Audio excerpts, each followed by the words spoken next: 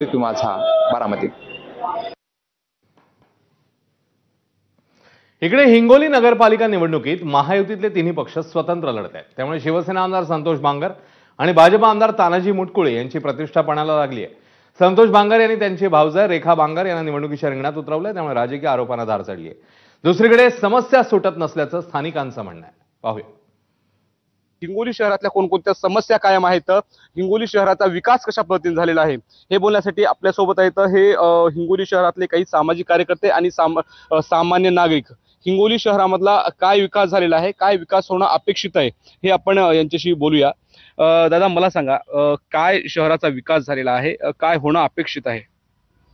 तसं तर बऱ्यापैकी रोड वगैरे आता या मागील 5-10 वर्षामध्ये झालेले आहेत। सिमेंट रोड वगैरे झालेत आणि एक सगळ्यात महत्त्वाचं आहे की चंबर झाले नाल्या बंद करून, आणि ते चंबर नुसतं नावालाच आहेत आमच्या इथे, कारण की त्याच्यामध्ये आता सुद्धा इतकं पाणी जमा झालेलं आहे, त्याची कुठलीही विल्हेवाट लावल्या जात नाही आणि त्याच्याकडे कोणी बघत नाहीत। उघडे चंबरचे झाकण नाही त्यांना, तिथं नेहमी कुत्रे वगैरे मरून पडायलेत, त्याच्यामध्ये त्याचा वास येतो। कोणत्याही नगरपालिकेच्या कर्मचाऱ्याला सांगितलं तर कोणीही लक्ष द्यायला तयार नाही। मागील 3 वर्षापासून प्रशासन नेमलेलं असल्यामुळं कुठलेही कर्मचारी येऊन त्याच्याकडे लक्ष देत नाही। आता आपल्या इथे गार्डन्स नाहीत, खूप ठिकाणी गार्डन्स नाहीत, ज्येष्ठ जे आहेत महिला आहेत त्यांच्यासाठी काम केलेले गेलेले नाहीत।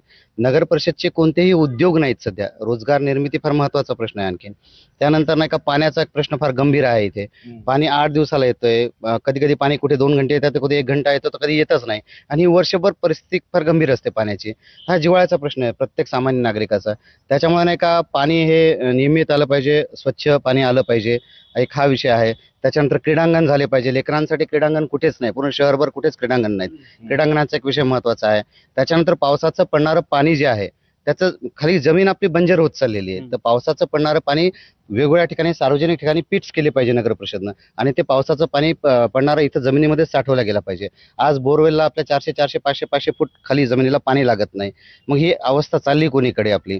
आपले जे सार्वजनिक ठिकाणं आहेत, बरेच ठिकाणी समजा आपले चौक आहेत, चौकाचं सुशोभीकरण झालं पाहिजे, आणि जे महापुरुष आहेत त्या महापुरुषांचे पुतळे जे वर्षभर अडगळीत पडतात, ते अडगळीत न पडता कुठेतरी त्यांचा जाज्वल्य इतिहास हा लोकांना दिसला पाहिजे, समजला पाहिजे, राहिला पाहिजे। निश्चितच तुम्ही कचऱ्याचा मुद्दा घेतायत, हिंगोली शहरामध्ये जी घाण पसरली आहे तुम्ही सातत्याने सोशल मीडियाच्या माध्यमातून मांडता, या बाबतीत काय होणं अपेक्षित आहे?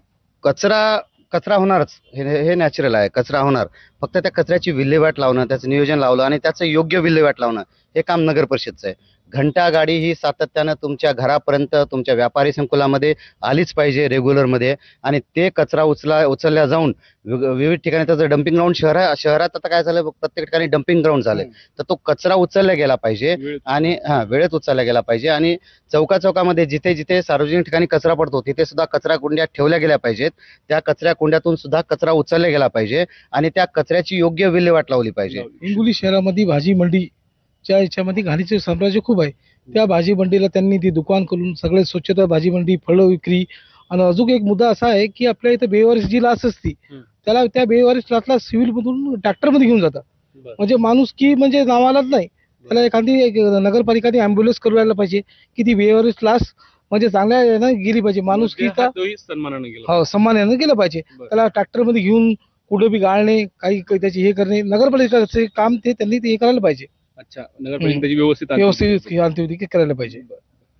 तर हे सामान्य हिंगोलीकर आहेत, वेगवेगळ्या समस्या त्यांनी सांगितलेल्या आहेत, अनेक विकासाचे कामं जे ते अजूनही अपूर्ण आहेत, कचरा, पाणी। आता जाऊया धाराशिव नगर परिषदेमध्ये।